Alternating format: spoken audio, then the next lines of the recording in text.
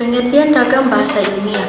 Ragam bahasa ilmiah adalah salah satu ragam bahasa Indonesia yang digunakan dalam pertemuan dan penulisan karya ilmiah, di mana ragam bahasa ilmiah ini diperoleh sesuai dengan sifat keilmuannya dan didasari oleh hasil pengamatan, peninjauan, penelitian dalam bidang tertentu, disusun menurut metode pendekatan rasional, pendekatan empiris dengan sistematis, penulisan yang bersantun, bahasa dan isinya dapat dipertanggungjawabkan kebenarannya atau keilmiannya. Bahasa ragam ilmiah merupakan ragam bahasa berdasarkan pengelompokan menurut jenis pemakaian dalam bidang kegiatan sesuai dengan sifat keilmuannya. Bahasa Indonesia harus memenuhi syarat, diantaranya benar, sesuai dengan kaidah bahasa Indonesia baku, logis, cermat, dan sistematis. Pada bahasa ragam ilmiah, bahasa bentuk luas dan ide yang disampaikan melalui bahasa itu sebagai bentuk dalam tidak dapat dipisahkan. Ragam bahasa ilmiah lisan adalah bentuk komunikasi ilmiah yang dilakukan secara lisan, seperti dalam presentasi ilmiah dan diskusi ilmiah. Contoh-contoh ragam bahasa ilmiah lisan adalah: yang pertama, presentasi ilmiah. Seorang peneliti menyampaikan hasil penelitian atau gagasannya dalam bentuk presentasi di hadapan audiens. Contohnya, seorang ahli biologi yang mempresentasikan hasil penelitiannya tentang keanekaragaman hayati di sebuah konferensi ilmiah. Yang kedua, diskusi ilmiah. Sejumlah peneliti atau akademisi bertukar pikiran dan berdebat mengenai topik tertentu dalam bidang ilmiah. Contohnya, sekelompok ahli fisika yang mendiskusikan teori baru dalam sebuah seminar ilmiah. Ragam bahasa ilmiah tulisan adalah bentuk komunikasi ilmiah yang dilakukan dalam bentuk tulisan, seperti dalam jurnal ilmiah dan buku ilmiah. Contoh-contoh ragam bahasa ilmiah tulisan adalah: yang pertama, jurnal ilmiah. Tulisan yang berisi hasil penelitian atau studi ilmiah yang telah melewati proses review oleh para pakar sebelum diterbitkan.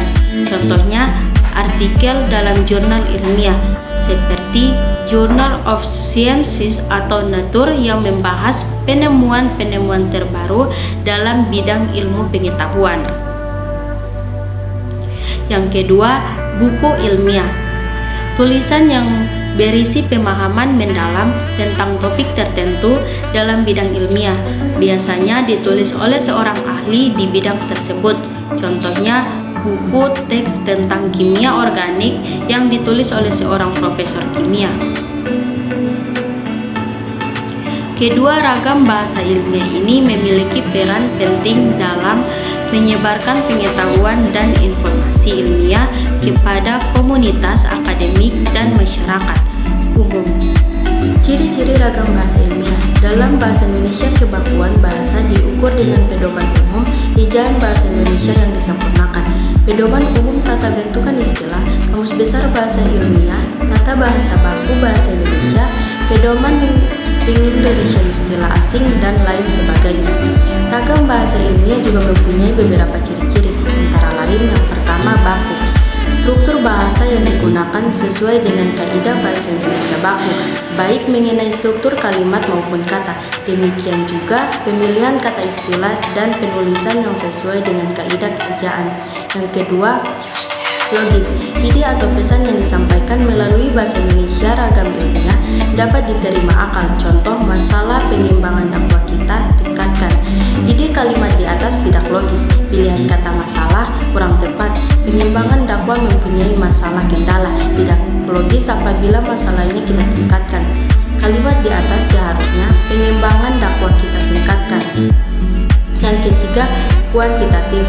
Keterangan yang dikemukakan pada kalimat dapat diukur secara pasti. Yang pertama, dai di Gunung Kidul kebanyakan lulusan perguruan tinggi. Arti kata kebanyakan relatif, mungkin bisa 5, 6, atau 10 orang. Jadi, dalam tulisan ilmiah tidak benar memilih kata kebanyakan. Kalimat di atas dapat kita benahi menjadi dai Gunung Kidul 5 orang lulusan perguruan tinggi dan yang 3 orang lain lagi dari lulusan pesantren. 4. Tepat. Ide yang diungkapkan harus sesuai dengan ide yang dimaksudkan oleh pemutus atau penulis dan tidak mengandung makna ganda. Contoh, jawaban pesantren yang sudah rusak itu sedang diperbaiki. Kalimat tersebut mempunyai makna ganda, yang rusaknya itu mungkin jamban atau mungkin yang juga pesantren. Yang kelima, denotatif yang berlawanan dengan konotatif. Kata yang digunakan atau dipilih sesuai dengan arti sesungguhnya dan tidak diperhatikan perasaan karena sifat ilmu yang objektif. Keenam, runtun. Ide yang diungkapkan secara teratur sesuai dengan urutan dan tingkatannya, baik dalam kalimat maupun dalam alien atau paragraf, adalah seperangkat kalimat yang menyimpan salah satu ide atau suatu pokok bahasa. Karakteristik ragam bahasa ilmiah. Karakteristik dari bahasa Indonesia ragam ilmiah ini adalah yang pertama, bahasa Indonesia bersifat cendekia. Artinya, bahasa Indonesia itu mampu digunakan secara tepat untuk mengungkapkan hasil berpikir logis, yakni mampu membentuk pernyataan yang tepat dan seksama. Contoh, infeksi cendawan pembentuk mikoriza akan mempengaruhi serapan hara fosfor oleh tanaman inang melalui akar, terutama tanaman yang tumbuh pada tanah yang kekurangan fosfor yang dimungkinkan oleh adanya hifa eksternal. Kedua, ragam bahasa Indonesia bersifat lugas.